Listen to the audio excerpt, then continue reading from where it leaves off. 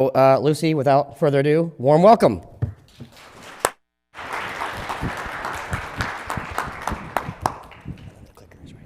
All right, perfect. All right, are we on? All right, perfect. So I'm clearly here to, as he mentioned, solve all your problems. But so I'm going to talk a little bit about connecting brands and consumers in the physical world. This is not a new concept, but I think as we think about our own relationships, we're trying to revitalize them, spend more time with people in real life versus over a computer, over text, over the phone, over social media. And so thinking about how out of home can really play into that and how brands can have a conversation, but also help to create a relationship with their consumer base. So I'm gonna try and make this a little bit fun. For some of the people in the room that are familiar with me and some of the other members of the Vistar team, I'm gonna call out some of our different behaviors. And I think the thing here is that we are not the same people we were potentially a year ago, 3 years ago. Our habits are changing, the things that we care about, the things that we're doing. So at the top, that's me. As we put this together, I was like, oh, this is kind of embarrassing. I'm coming off across as a little bit of like a basic bitch here. Then we have our CEO in the middle, Michael. He recently married an Italian, so most of his meals are very, very high in cholesterol and sodium. So he's spending a lot of time at the gym. Then we have Raj on our team who just became a new dad. He is no longer working out. He is coming into the office, but a little bit less. He is shopping for a lot of diapers versus he used to be more into fashion. And every once in a while, we're getting him out for only the best of client dinners. But kind of going back to myself and thinking about these being some of our behaviors, if you saw an out-of-home presentation that was thinking about data a few years ago, it was all about how our offline behaviors are the only thing that matters. Well, I'm actually going to go ahead and disagree with that. And I'm going to kind of round out the fact that I am more than just the places that I go. So if you want to know a little bit more about me and what I care about, I've been a Delta SkyMiles member since 2014. I've been banking with Chase pretty much since I was born, whether that was my choice or not, I've stuck with it. When we think about where I'm spending time with clients, whether that is over omakase, I have some clients that are very into sushi. Maybe it's going to the circus. Maybe it's getting my nails done. When we think about where I'm also caring about things, I do like a good deal, but at the same time, I think about where I am willing to spend money, which might be on a nice pair of shoes. Some of the things that are a bit more embarrassing, if you were to look at my Seamless history, my most common late night order is mozzarella sticks from the Hollywood Diner, which is around the corner. But I think that why does this matter? It's becoming harder and harder to reach someone, and all of them online. As privacy regulations are changing, the data that we have available about those people and being able to retarget them across the internet, that is no longer available the way that it was. So out of home now gets to play on the same playing field as all of these other channels. So on top of those data elements, there's also another factor within out of home that is working in our benefit. So there's a growing number of digital screens. This is not just new screens, it's also the digitization. We talked about some of these new markets that are changing regulations and allowing for investment to be put into some of these boards that were previously static to be able to come into the digital age. We have new types of screens. We're thinking about the rise of retail, which I'll talk a little bit more about, and the environments that these screens are actually in, where we have the ability to really string together, reaching people throughout different moments in their day. And then the last part is the data. So thinking about data sets that help to incorporate the all of me. If I'm becoming a little bit more elusive in my online behaviors and how you can reach me, we can think about how we can look at the overall, the high level, but also being able to pull in shopping data, script lift data, being able to understand products that we're buying. And there are a lot of people in this room that are leveraging that data to be able to better target on behalf of their clients and help to show them that obviously programmatic is not the solution for every single client, both in digital as well as in the offline space.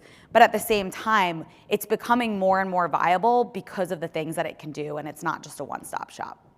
So what is the actual opportunity?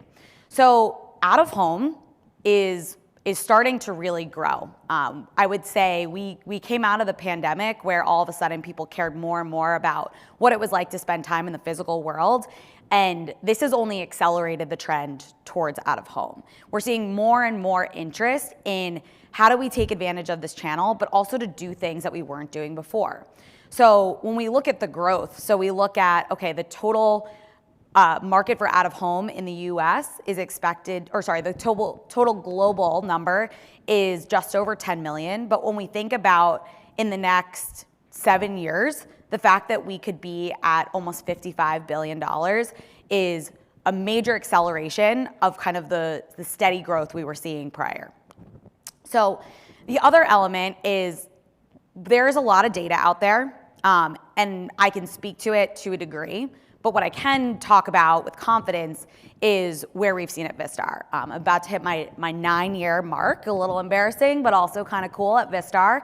And with that, this past year, in 2022, not only did we see a massive increase in spend, but when we look at these awards on the bottom, these are not just out-of-home awards. These are ad tech awards. These are industry awards at large for all of media and advertising, which means that we're doing things for our clients. Obviously appreciated Josh's call out earlier, but we also need to continue evolving as an industry to do better. Even some of the call outs about, okay, measurement, we want to be able to break out not only learnings, but learn about creative formats, learn about what's actually driving campaigns.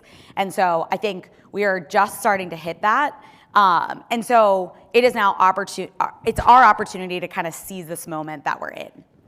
So kind of breaking down some quick highlights that I think that we can really strive to kind of meet brands in the middle and help to deliver on their behalf is to lead with great creative, making sure that we are doing right by the format that we're leveraging. And so we have an opportunity to take advantage of these big canvases. Let's do a better job telling a story and earn consumers' trust. Thinking about linking that online and offline experience. So with new verticals leaning in, that means we need to bring better data. We need to be able to actually prove out from a measurement perspective that these campaigns are delivering. And then the last part is about connecting the consumer journey. So thinking about out of home as not just like one pillar, it allows for you to have multiple different formats all in one. And how do we link that back? Whether it's using the same characters that we're using in other channels in out of home, whether it's making sure that there is action that's being driven. And so I think we often talk about targeting. Oh, we want to target people. But at the end of the day, what we actually want to do is create a relationship with those people versus just targeting them, because just reaching them and annoying them does not do us any good as marketers. So how do we actually do better? So I think the first thing is remembering that it is actually a positive that out of home is the oldest media channel. And we should rely on learnings of the past. And while we can build on that, we still need to understand the foundation that we are dealing with and use that as an opportunity versus a challenge. So I think the first thing is not forgetting that these are opportunities to play and have fun. So use that. Use the fact that these are big screens to tell a story, to show really bold, interesting, creative, and flashy different stories.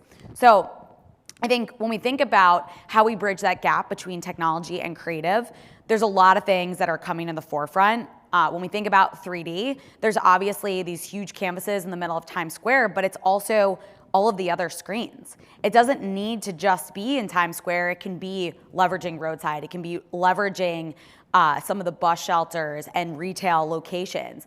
Obviously, you want to make sure that you're following the laws.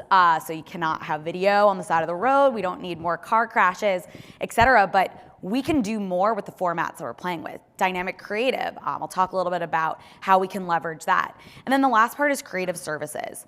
We want to have more brands playing in this space. Well, not all of them are scoped to have their creative team building out new creative, but they do have the assets. So the more that as a company, Vistar can take on and help build on behalf of our clients to bring the best into the market is only going to help to elevate.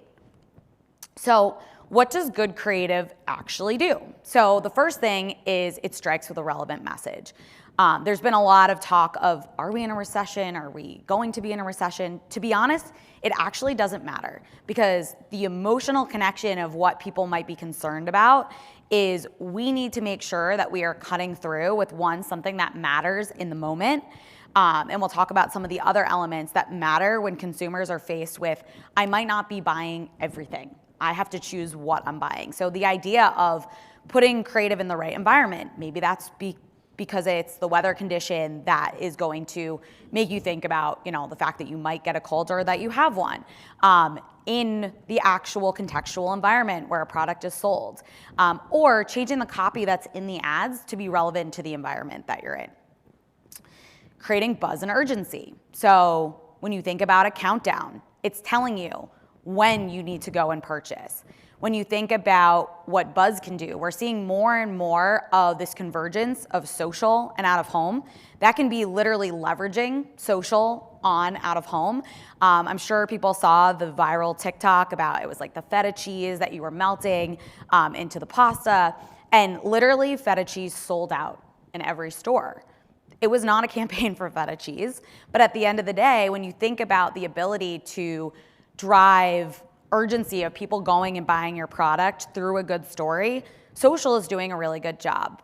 At the end of the day, that's a video file. You can play that in out of home in these environments, as well as you can see more social engagement that's driven by people, like actual people that are proud of the ads that they're showing and taking pictures with influencers in front of boards, being able to kind of leverage that in both directions. And the NBA campaign that we ran last year was one that created more tweets about the NBA finals than ever before. And then the last is thinking about the lottery. I mean, I know I would like to win $266 million. So being able to kind of have people imagining what that could do for them. And then kind of the last is thinking about delivering value. Right now, you need to make it clear, are you selling a luxury product or are you trying to drive value for a consumer? So being able to share that and then tell people where they can buy their product is going to not only create a reason why someone should go there, but it's also telling them where to actually go. And so being able to leverage that, we talked a little bit about the QR codes, being able to actually interact with the out-of-home screens is allowing for the out-of-home to actually drive an action. So who is making out-of-home cool again? Well, I like to think Vistar is, but with that, there's a lot of categories that are leaning in. This is because we are seeing an increase in the types of targeting, measurement, as well as growth in format types. So these are a few, but I think one of the other formats that really stood out, especially towards the end of last year, was pharma.